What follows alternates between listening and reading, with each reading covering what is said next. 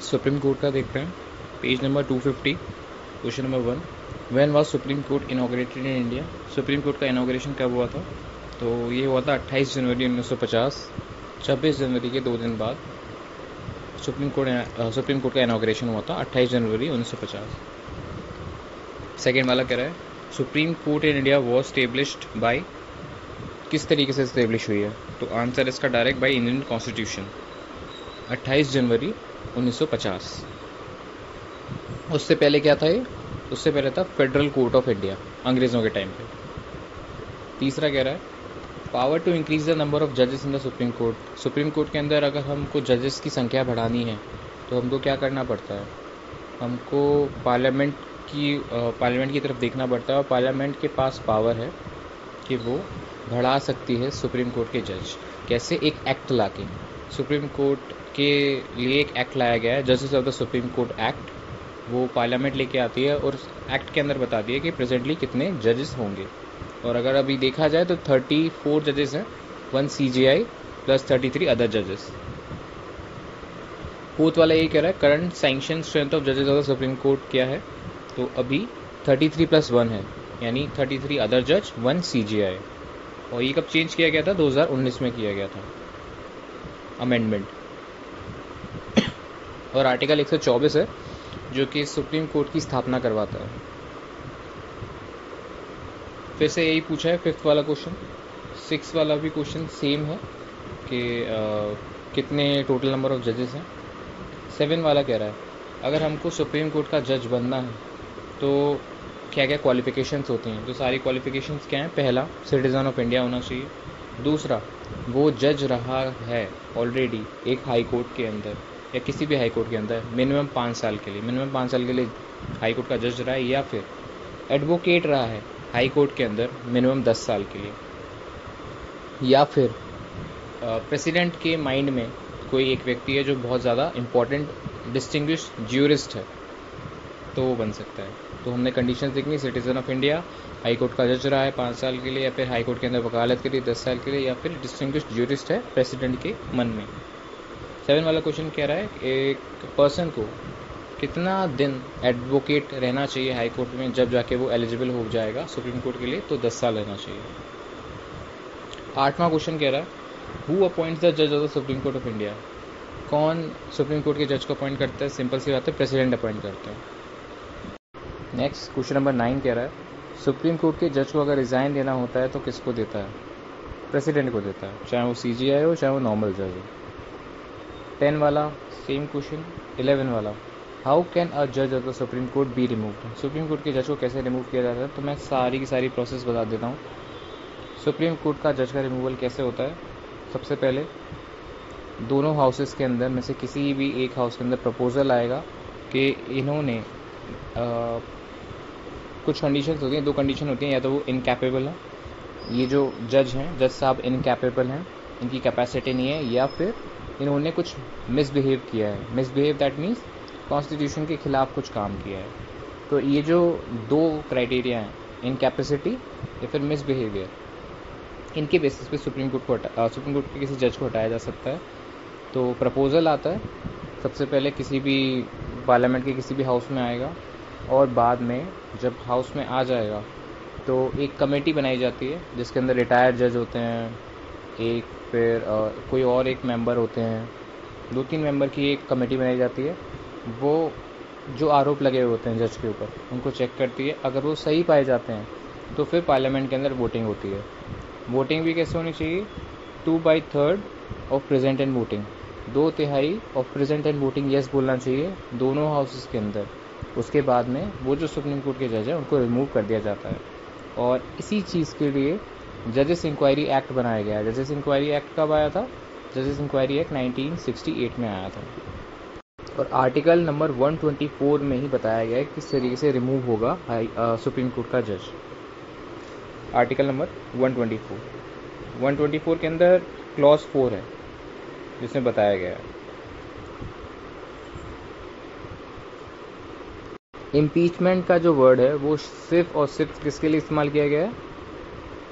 President के लिए इस्तेमाल किया गया है। बाकी किसी और को रिमूव करने के लिए हम लोग इम्पीचमेंट शब्द का प्रयोग नहीं करते हैं। क्वेश्चन नंबर 12 भी इसीलिए कहा गया है, मतलब इसी बात की चर्चा कर रहा है कि सुप्रीम कोर्ट का जज कैसे रिमूव होगा। तो याद रखना, हमको पता है कैसे रिमूव होगा। 2 रीज़न हो सकते हैं, प्रूव्ड मिसबिहेवियर या फिर इनकैपेसिटी। फिर पार्लियामेंट ने एक लॉ बना रखी है जो कि रेगुलेट करती है कि किस तरीके से रिमूवल होगा। जजेस इंक्वायरी एक्ट, किस तरीके से जजेस की इंक्वायरी की जाएगी, और अगर वो दोषी पाए गए तो दोषी पाने पे हटाया नहीं जाएगा, दोषी पाने पे वोटिंग होगी। और अगर वोटिंग के अंदर 2/3 majority of present in voting ने येस वोट के हटाने को, तभी हटाए जा सकते हैं, वरना नहीं हटाए जा सकते। 13 वाला, अ जज of supreme court can be remove by president of India after an impeachment by the parliament. अब age of retirement of the supreme court पूछ रहा है। सुप्रीम कोर्ट की एज ऑफ रिटायरमेंट होती है 65, हाई कोर्ट में होती है 62, तो हमको ये पता है। 16 वाला क्वेश्चन, सैलरीज ऑफ द जजेस ऑफ द सुप्रीम कोर्ट किस फंड से ली जाती है? तो हमें पता है कंसोलिडेटेड फंड ऑफ इंडिया से लिया जाता है। उसके बाद में क्या क्या प्रोविजंस हैं जिससे सुप्रीम कोर्ट की इंडिपेंडेंस सुनिश्चित होती है? पहला, सुप्रीम कोर्ट के जजेस को अपॉइंट करने के लिए प्रेसिडेंट को सुप्रीम कोर्ट के जजेस से ही पूछना पड़ता है। कॉलेजियम सिस्टम, हाँ बिल्कुल। फिर सुप्रीम कोर्ट के जजेस को हटाया जाता है इम्पीचमेंट के द्वारा, वो भी बहुत ज़्यादा टफ है। सुप्रीम कोर्ट की जो जजेस की सैलरीज है, जो भी वहाँ पे स्टाफ का खर्चा वगैरह होता है, वो किस फंड से निकाला जाता है? कंसोलिडेटेड फंड ऑफ इंडिया से निकाला जाता है, और वो भी चार्ज एक्सपेंडिचर होता है। चार्ज एक्सपेंडिचर मतलब जो आप कम नहीं करते, जिसके आप ऊपर चर्चा वगैरह नहीं कर सकते। तो ये चीज़ें हैं। क्वेश्चन नंबर 18 है। स्टेटमेंट 1 कह रहा है कि जो पार्लियामेंट है वो सुप्रीम कोर्ट की पावर्स को नहीं बढ़ा सकता। सुप्रीम कोर्ट की पावर्स ऑलरेडी लिमिटेड हैं कॉन्स्टिट्यूशन के द्वारा। नहीं, ऐसी बात नहीं है। पार्लियामेंट चाहे तो सुप्रीम कोर्ट की पावर्स को बढ़ा सकता है, लेकिन कम नहीं कर सकता। सुप्रीम कोर्ट को और ज़्यादा शक्तियाँ दे सकता है, लेकिन कम नहीं कर सकता। दूसरा, ऑफिसर्स और जो सर्वेंट होते हैं supreme court and high court के, वो अपॉइंट किए जाते हैं चीफ जस्टिस के द्वारा। जैसे chief justice of Allahabad high court, Allahabad high court के अंदर जो होंगे उनको रिक्रूटमेंट करेंगे, उनको नौकरी पर रखेंगे। और जो सीजीआई है वो सुप्रीम कोर्ट के अंदर यही व्यवस्था संभालेगा। तो ऐसा नहीं होता, थोड़ा अलग है मामला हाई कोर्ट का और सुप्रीम कोर्ट का। हाई कोर्ट के अंदर हाँ, सारे फैसले chief justice of concern high court ही करेंगे, लेकिन उनका जो पैसा होता है वो कहाँ से आता है? कंसोलिडेटेड फंड ऑफ स्टेट से आएगा। लेकिन सुप्रीम कोर्ट में जो रिक्रूटमेंट है, जो स्टाफ है, सारी चीज़ें किसके नियंत्रण में होंगी? वो सीजीआई के नियंत्रण में होंगी। सीजीआई एडमिनिस्ट्रेटर है, याद रखना, एडमिनिस्ट्रेटर है सीजीआई। सीजीआई एडमिनिस्टर कर रहा है किसको? सुप्रीम कोर्ट के फंक्शंस को भी, स्टाफ को, रिक्रूटमेंट को, जो भी एडमिनिस्ट्रेशन के अंदर चीज़ें होती हैं।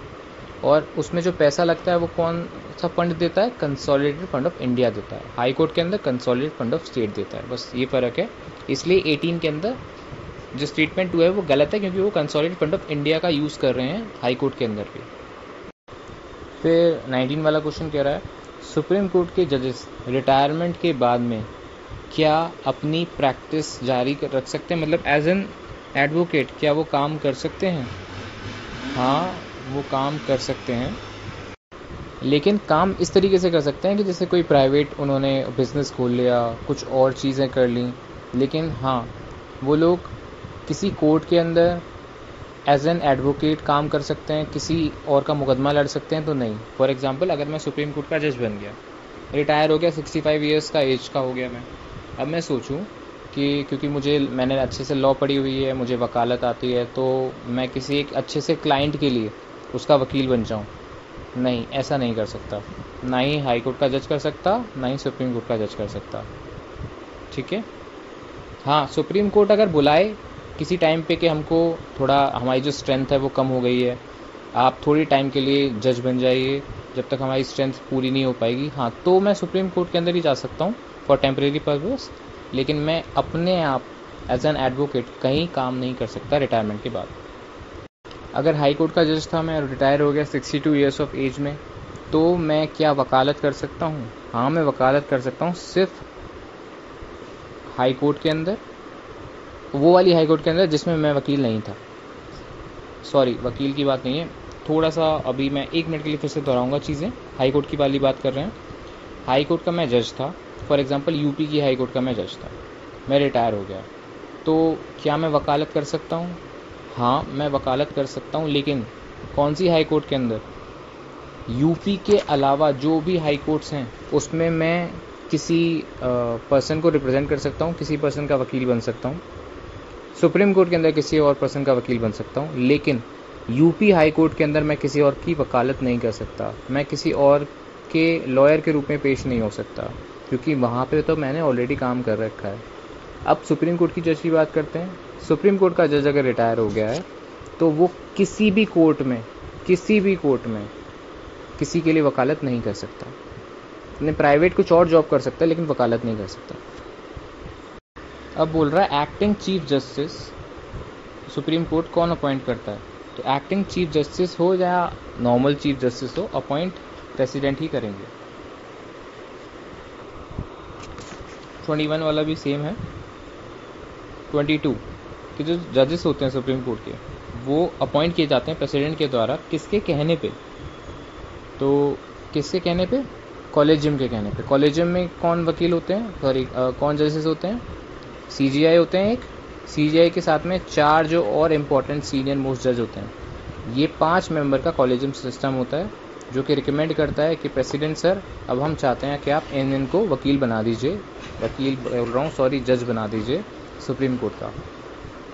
तो सुप्रीम कोर्ट का जज बनने के लिए प्रेसिडेंट अपॉइंटमेंट तो देते हैं, लेकिन किसके कहने पे देते हैं? कॉलेजियम के कहने पे। कॉलेजियम एक बॉडी होती है जिसके अंदर एक मेन सीजीआई होता है प्लस 4 अदर जजेस होते हैं सुप्रीम कोर्ट के। और याद रखना, कॉलेजियम कोई कॉन्स्टिट्यूशनल बॉडी नहीं है, ये बस एवं ही बन गई है, बस अपने मन में बना दी है सुप्रीम कोर्ट ने। अब पूछा जा रहा है, इंपॉर्टेंट क्वेश्चन है कि कौन से ईयर में कॉलेजियम सिस्टम अडॉप्ट किया था सुप्रीम कोर्ट के द्वारा? तो 1993 के अंदर कॉलेजियम सिस्टम अडॉप्ट किया गया था। याद रखना 1993 से पहले प्रेसिडेंट पूछते नहीं थे ज़्यादा सुप्रीम कोर्ट के जजेस से कि अच्छा अब नेक्स्ट जज किसको बनना चाहिए सुप्रीम कोर्ट का। लेकिन 1993 के बाद में कॉलेजियम सिस्टम आया, और कॉलेजियम के अंदर जो सीजीआई होते हैं और जो बाकी सीनियर मोस्ट जज होते हैं वो फैसला करते हैं कि अब किसको और जज बनना चाहिए, बस अपॉइंटमेंट प्रेसिडेंट देते हैं। याद रखना 1993 के अंदर, ठीक है। और जो इसका नाम था उसे बोलते हैं 3 जज केस। कॉलेजियम वाले जो कॉलेजियम से रिलेटेड जो केस हुए थे सुप्रीम कोर्ट में, उन्हें बोलते हैं 3 जज केस। कॉलेजियम सिस्टम इस तरीके का सिस्टम है। अब पूछ रहा है सुप्रीम कोर्ट का जो कॉलेजियम होता है उसमें सीजीआई होते हैं और बाकी सीनियर मोस्ट जज होते हैं। तो सीनियर मोस्ट जजेस की संख्या कितनी होती है? 4। 1 सीजीआई, 4 सीनियर मोस्ट जज, टोटल 5 मेंबर्स होते हैं।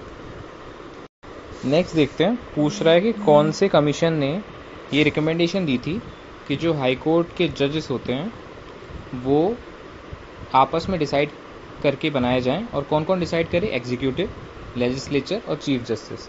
तो ये बोला था सेकंड एडमिनिस्ट्रेटिव रिफॉर्म कमीशन ने। मैंने बताया था ना एआरसी क्या होता था। एडमिनिस्ट्रेटिव रिफॉर्म कमीशन बनाया जाता है, एक ऐसा कमीशन जिसमें कमीशन में कुछ मेंबर्स होते हैं जो कि एडवाइस करते हैं सरकार को, रिकमेंडेशन देते हैं, सजेशन देते हैं कि किस तरीके से एडमिनिस्ट्रेशन और ज़्यादा बेटर हो सकता है, रिफॉर्म हो सकता है, ज़्यादा सरलीकरण आ सकता है। तो सेकंड एआरसी जो था रिपोर्ट, उसने कहा था कि जो जजेस होते हैं हाई कोर्ट के, वो तीनों लोग मिल के आपस में मिल बैठ के बातें करके अपॉइंट करें। कौन? जुडिशरी, एग्जीक्यूटिव और लेजिस्लेचर। नेक्स्ट पूछा जा रहा है 26 और 27 वाले क्वेश्चन में एड हॉक जज की बात आ रही है और एडिशनल जज की बात आ रही है। तो देखो दोनों जजेस अलग अलग टाइप के हैं। एड हॉक याद है, स्टैंडिंग कमेटीज़ पढ़ी थी, एड हॉक कमेटीज़ पढ़ी थी। एड हॉक का मतलब होता है टेम्परेरी बेसिस पे अगर मैं किसी काम को कर रहा हूँ तो वो होता है एड हॉक काम, ठीक है ना। एडिशनल का मतलब होता है थोड़ा एडिशनल कैपेसिटी मैंने बढ़ा ली है अपनी। एडिशनल मतलब ऑलरेडी मेरे पास कोई चीज़ थी, मैंने कुछ एडिशन कर दिया, कुछ प्लस कर दिया। तो 2 तरीके के जज हैं, एड हॉक जज और एडिशनल जज। सुप्रीम कोर्ट के अंदर एड हॉक जज होते हैं। एड हॉक जज का मतलब क्या होता है? अब मान के चलो सुप्रीम कोर्ट के अंदर 34 टोटल जजेस हैं। 34 में से 10 जज ही मतलब 10 जज ही आ रहे हैं, बाकी सारे एब्सेंट हैं, ठीक है। तो एब्सेंट हैं तो अच्छे से काम नहीं चल पा रहा है। कोई प्रोसीडिंग्स वगैरह नहीं हो पा रही हैं, तो मैं क्या करूँगा, मैं प्रेसिडेंट से परमिशन लूँगा। मैं कौन हूँ? मैं CGI हूँ। मैं प्रेसिडेंट से बोलूँगा, सर देखिए सुप्रीम कोर्ट का काम अच्छे से हो नहीं पा रहा है, क्योंकि जो रिक्वायर स्ट्रेंथ है वो तो आ ही नहीं रही है।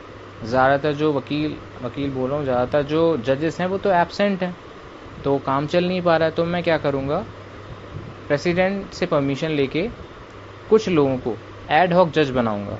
और वो एड हॉक जज मैं किसे बनाऊँगा? मैं जाऊँगा हाई कोर्ट में बोलूँगा कि अच्छा इलाहाबाद हाई कोर्ट, आप ना अपने 2 जज मुझे दे दो थोड़े टाइम के लिए।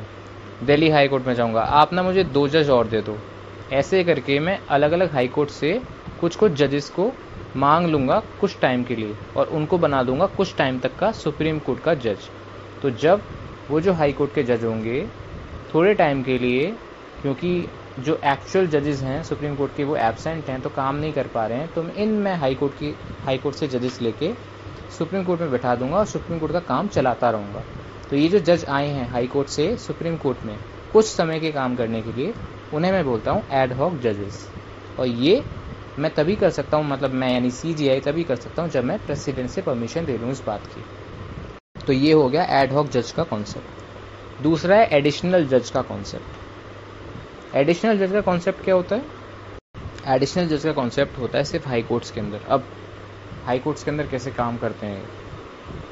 एडिशनल जज है वो हाई कोर्ट वाला कॉन्सेप्ट है। हाई कोर्ट के अंदर एडिशनल जज होते हैं। फॉर एग्जांपल हाई कोर्ट के अंदर जितनी प्रॉपर स्ट्रेंथ है, मान के चलो 30 जज होने चाहिए यूपी की हाई कोर्ट में, तो 30 जज आ रहे हैं, अच्छे से काम कर रहे हैं, लेकिन फिर भी इतने सारे मामले हैं, इतने सारे मुकदमे हैं कि 30 जज अच्छे से काम नहीं कर पा रहे हैं, वो मुकदमे पेंडिंग में जा रहे हैं। तो जो हाई कोर्ट के चीफ जस्टिस होंगे, हाई कोर्ट के chief justice, Allahabad high court के चीफ जस्टिस, वो प्रेसिडेंट से बोलेंगे, प्रेसिडेंट सर या मैम, हमारी फुल स्ट्रेंथ पर काम चल रहा है लेकिन फिर भी हम पेंडिंग केस नहीं निपटा पा रहे हैं, तो प्लीज़ आप मुझे परमिशन दें कि मैं एडिशनल जज को नियुक्त कर पाऊँ। तो एडिशनल जज क्या होते हैं? ये भी एक प्रकार के टेम्परेरी जज हैं, लेकिन ये एडिशन में है, मतलब ऑलरेडी जो संख्या है उसके अलावा मुझे और संख्या चाहिए, कुछ टाइम के लिए चाहिए। तो मैं क्या करूँगा, यानी मैं चीफ जस्टिस हूँ अब हाई कोर्ट का, यूपी की हाई कोर्ट का, तो मैं प्रेसिडेंट से परमिशन मांगूंगा और हाई कोर्ट के जज के पद के लिए जो लोग एलिजिबल हैं उनको मैं 2 साल तक के लिए एडिशनल जज बना सकता हूँ। 2 साल के बाद में उनको कंटिन्यू नहीं रहने देता, या फिर 2 साल के बाद में उनको खुद से हट जाना पड़ेगा, वो हाई कोर्ट के जज नहीं माने जाएंगे। एडिशनल जज सिर्फ मैं 2 साल के लिए बना सकता हूँ। तो फॉर एग्जांपल कोई एडवोकेट है जो एलिजिबल है हाई कोर्ट के जज बनने के लिए, कोई लोअर कोर्ट का जज है जो कि एलिजिबल है हाई कोर्ट का जज बनने के लिए, उसको मैंने एडिशनल तौर पे रख लिया। यानी मेरी स्ट्रेंथ 30 थी, मुझे 34 लोग चाहिए थे, तो 4 लोग मैंने एज ए एक्स्ट्रा रख लिए काम करने के लिए। उनको क्या बना दिया? एडिशनल हाई कोर्ट जज, और वो 2 साल तक के लिए काम कर सकते हैं, 2 साल के बाद में वो खुद से हट जाएंगे। तो यही रूल है। तो एड हॉक जज होता है जब स्ट्रेंथ नहीं होती है, एब्सेंट होते हैं लोग, तब सुप्रीम कोर्ट के अंदर एड हॉक जज बनाया जाता है, जिसमें हाई कोर्ट से लोग उठाकर सुप्रीम कोर्ट में भेज दिए जाते हैं। एडिशनल जज क्या होता है? एडिशनल जज हाई कोर्ट में ही होता है, ऑलरेडी स्ट्रेंथ है, उससे ज़्यादा स्ट्रेंथ चाहिए ताकि मुकदमे जल्दी से जल्दी पूरे हो पाएँ, तो मैं एडिशनल जज बनाता हूँ। दोनों काम होते हैं प्रेसिडेंट की परमिशन से। आई होप ये क्लियर हो गया होगा। एड हॉक जज हमेशा होगा सुप्रीम कोर्ट में, एडिशनल जज होगा हमेशा हाई कोर्ट में। और याद रखना, एड हॉक जज बनते हैं सुप्रीम कोर्ट में, एंड एड हॉक जज के अंदर मैं हाई कोर्ट से भी किसी जज को सुप्रीम कोर्ट में बुला सकता हूँ, या फिर अगर मैं हाई कोर्ट से नहीं चाहता तो कोई ऑलरेडी सुप्रीम कोर्ट से रिटायर्ड जज हैं उनको बोल सकता हूँ कि प्लीज़ सर आप रिटायर हो गए हैं लेकिन फिर भी थोड़े टाइम के लिए एड हॉक जज बन जाइए। तो ये भी कर सकता हूँ, लेकिन दोनों या तीनों कंडीशन में प्रेसिडेंट से पहले पूछना पड़ेगा, एडिशनल जज के केस में भी, एड हॉक जज के केस में भी। क्वेश्चन नंबर 29 पे चलते हैं। स्टेटमेंट 1 कह रहा है कोई भी रिटायर्ड जज है सुप्रीम कोर्ट का, उसको वापस बुलाया जा सकता है और उसको सुप्रीम कोर्ट का जज बनाया जा सकता है चीफ जस्टिस के द्वारा, परमिशन लेनी पड़ेगी प्रेसिडेंट की। हाँ बिल्कुल, एड हॉक जज में ऐसा भी होता है। दूसरा, हाई कोर्ट के पास पावर होती है कि वो खुद का जजमेंट रिव्यू कर पाए, जैसे सुप्रीम कोर्ट करती है। हाँ बिल्कुल होती है। रिव्यू मतलब खुद का डिसीजन चेक करना कि हाँ हमने सही डिसीजन लिया है या नहीं लिया। फॉर एग्जांपल किसी कोर्ट ने, हाई कोर्ट या सुप्रीम कोर्ट ने कोई डिसीजन लिया कि इसको फांसी की सज़ा होनी चाहिए, तो वो जो जिसको फांसी की सज़ा हुई है वो लोग क्या करेंगे, कोर्ट में पेश करेंगे, पिटीशन देंगे, रिव्यू पिटीशन, प्लीज़ कोर्ट से रिक्वेस्ट करेंगे आप अपने डिसीजन को एक बार फिर से रीचेक करिए। तो सुप्रीम कोर्ट और हाई कोर्ट अपने डिसीजंस को रीचेक कर सकती हैं या रिव्यू कर सकती हैं। अब आता है 30 वाला क्वेश्चन कि अगर मान के चलो कोई संवैधानिक मामला आया जिसका निवारण करना है, जिसको जज करना है सुप्रीम कोर्ट को, तो कितने मिनिमम नंबर ऑफ जज उस मामले में होने चाहिए। तो मिनिमम 5, यानी संविधान से रिलेटेड कोई डिस्प्यूट है उसको चेक करने के लिए मिनिमम 5 जजेस एक साथ बैठेंगे, तब फैसला आएगा सुप्रीम कोर्ट के अंदर। तो उसे बोलते हैं कॉन्स्टिट्यूशनल बेंच। बेंच का मतलब होता है एक ग्रुप ऑफ जज। तो मिनिमम कितने जजेस की बेंच होनी चाहिए संवैधानिक मामले को देखने के लिए? 5 जज होने चाहिए मिनिमम। मैक्सिमम कितने भी हो सकते हैं, मिनिमम 5 हो सकते हैं। 31 वाला भी सेम है कि बहुत इंपॉर्टेंट क्वेश्चन है कोई लॉ का, कोई संविधान का, तो उसको जज करने के लिए कितने जजेस होने चाहिए मिनिमम बेंच में? तो 5 जजेस होने चाहिए। क्वेश्चन नंबर 32 देखते हैं। Power of the supreme court of India to decide dispute between centre and state falls under original jurisdiction. Original jurisdiction क्या होता है? ओरिजिनल जुरिसडिक्शन बताता है कि ऐसे एरियाज जहाँ पे सिर्फ और सिर्फ सुप्रीम कोर्ट डिसाइड कर सकती है, वो उसका ओरिजिनल जुरिसडिक्शन है। किसी भी कोर्ट का ओरिजिनल जुरिसडिक्शन वही होता है जहाँ पे सिर्फ वही फैसला कर सकती है। यानी स्टेट और सेंटर का कोई डिस्प्यूट है, सेंटर एंड यूनियन टेरिटरी का कुछ है, या फिर स्टेट का कुछ है, तो वो सिर्फ और सिर्फ सुप्रीम कोर्ट देख सकती है, हाई कोर्ट नहीं देखेगी। तो ये सिर्फ और सिर्फ वाली बात होती है, वही होती है ओरिजिनल जुरिसडिक्शन। तो आर्टिकल 131 131 बताता है original jurisdiction of the supreme court. Question number 33 बोल रहा है, power of supreme court of India decide the dispute between centre and state falls under which jurisdiction? Original jurisdiction, option D. 34 वाला भी same वही कह रहा है, ओरिजिनल जुरिसडिक्शन के बारे में ही पूछ रहा है। और याद रखना, गवर्नमेंट ऑफ इंडिया और यूनियन टेरिटरी का कोई डिस्प्यूट होगा तो वो ओरिजिनलिटी में नहीं आएगा, क्योंकि गवर्नमेंट ऑफ इंडिया और यूनियन टेरिटरी सेम है। गवर्नमेंट ऑफ इंडिया यानी प्रेसिडेंट है, और यूनियन टेरिटरी में कौन रूल करता है? वही प्रेसिडेंट ही रूल करता है। कभी कभी हो सकता है वहाँ पे सीएम हो जाए, जैसे दिल्ली एक यूनियन टेरिटरी भी है और दिल्ली के अंदर अपना सीएम भी है। तो मान के चलो दिल्ली गवर्नमेंट और गवर्नमेंट ऑफ इंडिया के बीच में कोई डिस्प्यूट है, तो वो हाई कोर्ट भी देख सकती है। याद रखना, union territory versus government of India, ये हाई कोर्ट भी देख सकती है। तो ये ओरिजिनल जुरिसडिक्शन में नहीं आता।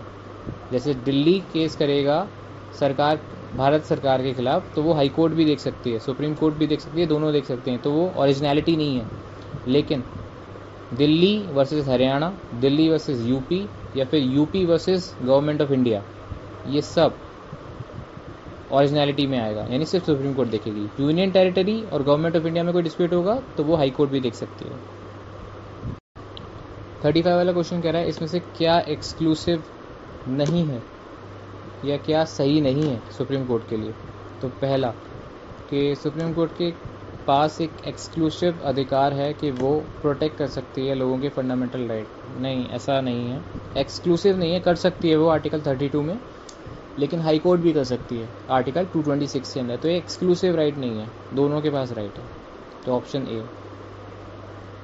36 वाला कह रहा है, आउट ऑफ द फॉलोइंग, इनमें से क्या करेक्ट नहीं है? सुप्रीम कोर्ट 1950 में बनी थी, हाँ 28 जनवरी 1950। हाईएस्ट कोर्ट ऑफ अपील है भारत के अंदर, हाँ, मतलब अगर सबसे ऊपर अगर हम जा सकते हैं किसी कोर्ट में तो सुप्रीम कोर्ट ही है। तीसरा, सुप्रीम कोर्ट कोई भी केस सुन सकती है हाई कोर्ट से, ट्रिब्यूनल से, एक्सेप्ट कोर्ट मार्शल। तो कोर्ट मार्शल क्या होता है? आर्मी के अंदर अगर बाय द वे किसी को आर्मी से निकाल दिया जाता है तो उसे बोलते हैं कोर्ट मार्शल। और कोर्ट मार्शल अगर किसी का हो गया है और उसे लगता है कि उसके साथ गलत हुआ है, तो वो क्या सुप्रीम कोर्ट में जा सकता है? हाँ, बिल्कुल जा सकता है। 2007 के अंदर ये रूल चेंज कर दिया गया था। अब अगर किसी का कोर्ट मार्शल हुआ है तो वो सुप्रीम कोर्ट जा सकता है। पहले ये आर्मी की अपनी एक अलग ट्रिब्यूनल होती थी, वही फैसला सुनाती थी और वही अंतिम फैसला होता था। लेकिन अब आप सुप्रीम कोर्ट में जा सकते हो। 37 वाला क्वेश्चन कह रहा है सुप्रीम कोर्ट को कोर्ट ऑफ रिकॉर्ड क्यों बोला जाता है? इसलिए बोला जाता है क्योंकि सुप्रीम कोर्ट जो डिसीजन लेती है वो एक तरीके से लॉ बन जाता है और वो रिकॉर्ड की तरीके से देखा जाता है बाकी दूसरी कोर्ट्स के द्वारा। तो बाकी दूसरी कोर्ट्स क्या करती हैं? वही अनुपालन करती हैं जो कि सुप्रीम कोर्ट ने कहा होता है, तो उसे बोलते हैं सुप्रीम कोर्ट ने जो कह दिया वो रिकॉर्ड में आ गया। It is a court of record. अब पूछ रहा है इनमें से कौन सी कोर्ट ऑफ रिकॉर्ड होती हैं? तो देखो, हाई कोर्ट भी कोर्ट ऑफ रिकॉर्ड होती है, सुप्रीम कोर्ट भी कोर्ट ऑफ रिकॉर्ड होती है। सुप्रीम कोर्ट जो कहती है वो हाई कोर्ट मानती है और लोअर कोर्ट मानती है। हाई कोर्ट जो कहती है वो सुप्रीम कोर्ट नहीं मानती, लेकिन हाई कोर्ट से नीचे वाली कोर्ट मानती है। तो कोर्ट ऑफ रिकॉर्ड दोनों होती हैं, यानी दोनों ने कोई डिसीजन लिया है तो दोनों के अनुपालन होगा, लेकिन उससे जो नीचे वाली कोर्ट है वही अनुपालन करेंगी। ठीक है। उसके बाद में फिर क्वेश्चन नंबर 40 पर आ जाते हैं। क्वेश्चन नंबर 40 कह रहा है सुप्रीम कोर्ट अपनी मीटिंग न्यू दिल्ली में करता है, लेकिन अगर वो चाहे तो किसी और जगह भी कर सकता है, लेकिन किसकी परमिशन से? प्रेसिडेंट की परमिशन से। याद रखना, सुप्रीम कोर्ट अभी दिल्ली में बैठता है, अगर दिल्ली की जगह कहीं और बैठा है सुप्रीम कोर्ट को तो किसकी परमिशन लेनी पड़ेगी? प्रेसिडेंट की परमिशन लेनी पड़ेगी। अब सबसे सिंपल क्वेश्चन कि कौन सा केस में सुप्रीम कोर्ट ने बेसिक डॉक्ट्रिन दी थी, बेसिक स्ट्रक्चर डॉक्ट्रिन? तो केशवानंदा भारती केस 1973। ये पूछ सकता है केशवानंदा भारती केस में टोटल कितने जजेस थे? टोटल 13 जजेस थे, याद रखना। और डिसीजन आया था 7:6 से। 7 हाँ बोले थे, 6 ना बोले थे। 43 वाला क्वेश्चन पूछ रहा है इनमें से कौन सा आर्टिकल है कॉन्स्टिट्यूशन के अंदर जो कि सुप्रीम कोर्ट ने कह दिया है कि ये बिल्कुल बेसिक स्ट्रक्चर का पार्ट है? आर्टिकल 32। आर्टिकल 32 क्या कहता है? अगर आपका फंडामेंटल राइट वायलेट हो रहा है तो आप डायरेक्ट सुप्रीम कोर्ट में जा सकते हैं। हाँ बिल्कुल, ये तो बहुत अच्छा राइट है, ये जाना भी नहीं चाहिए, तो बेसिक स्ट्रक्चर का पार्ट होगा। आर्टिकल 226 भी यही कहता है, अगर आपका फंडामेंटल राइट वायलेट हो रहा है तो हाई कोर्ट के पास भी जा सकते हैं आप, बिल्कुल 226 के अंदर ये भी होगा।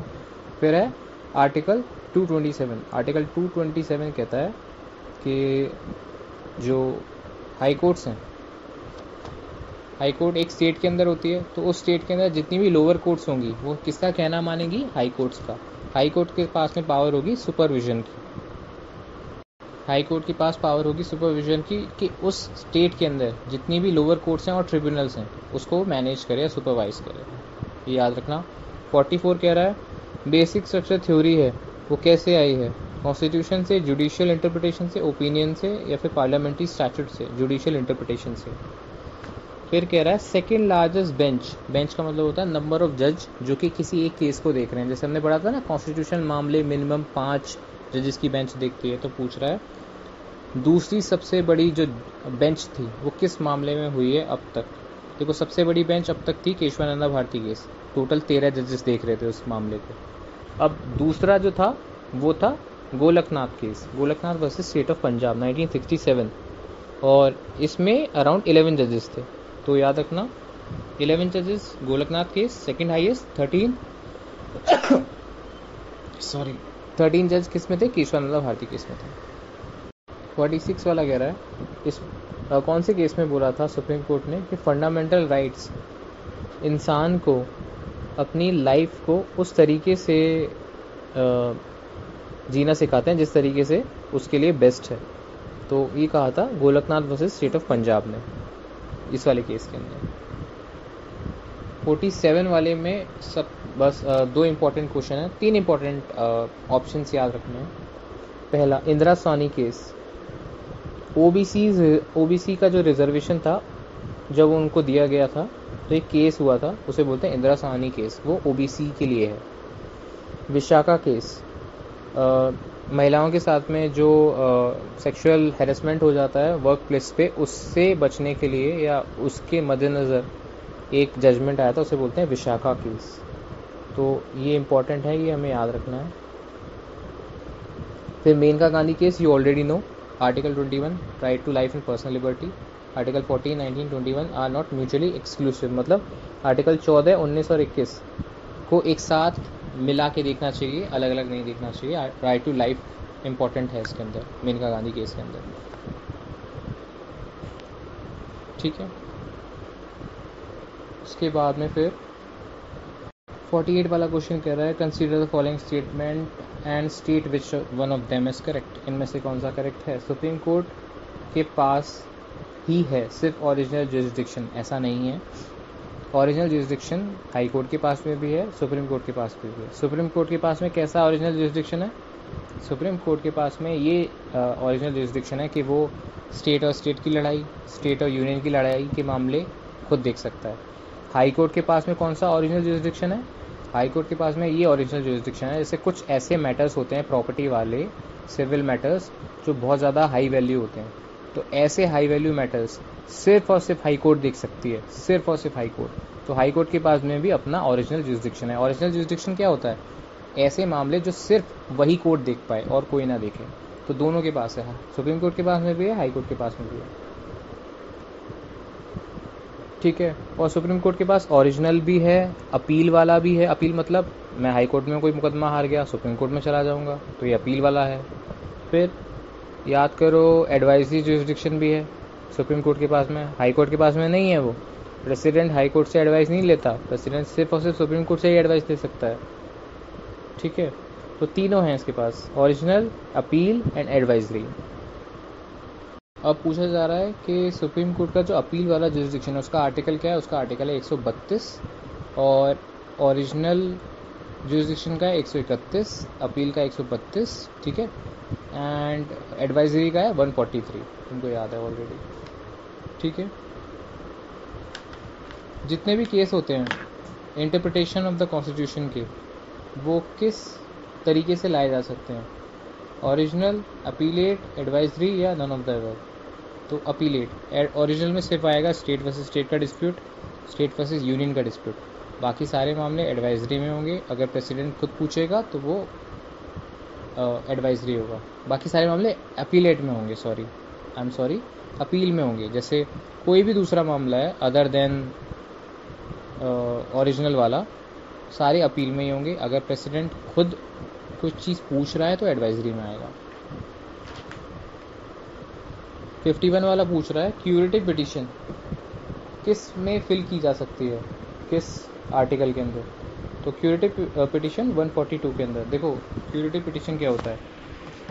मैं केस हार गया, सुप्रीम कोर्ट ने कोई डिसीजन दे दिया मेरे खिलाफ, मैं सुप्रीम कोर्ट से अपील करूंगा, प्लीज़ आप रिव्यू करें, आप रीचेक करें।